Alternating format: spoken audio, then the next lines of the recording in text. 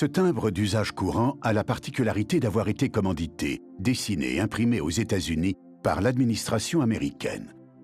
Ceci afin d'être utilisé après le débarquement de juin 1944. Depuis le début de la guerre, le général de Gaulle rassemble autour de lui les forces françaises libres. Mais pour Roosevelt, le général n'est pas le représentant légitime d'un État qui possède encore une représentation nationale.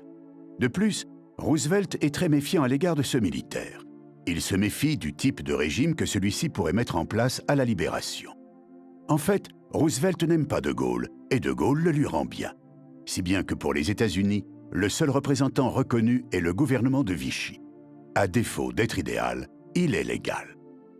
Seulement, en 1942, suite au débarquement américain en Afrique du Nord, Vichy rompt ses relations diplomatiques avec les États-Unis.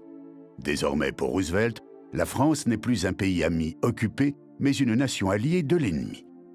Les Américains mettent alors sur pied une administration militaire en charge des territoires occupés, qui doit veiller au retour d'une administration stable et à l'organisation d'élections libres. De Gaulle et les forces françaises libres s'insurgent contre cette décision.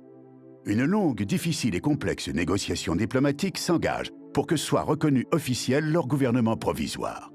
Et c'est au centre de cette lutte que se trouvent les valeurs fiduciaires. Et ce que De Gaulle a obtenu, c'est plusieurs timbres. Bien que pour l'administration américaine, la France est un pays vaincu et occupé, il aura sa Marianne d'Alger avec la mention « République française ». Quant au timbre Made in USA, De Gaulle obtiendra qu'il soit un arc de triomphe avec les mentions « Liberté, égalité, fraternité », car pour De Gaulle, la France est victorieuse et libre.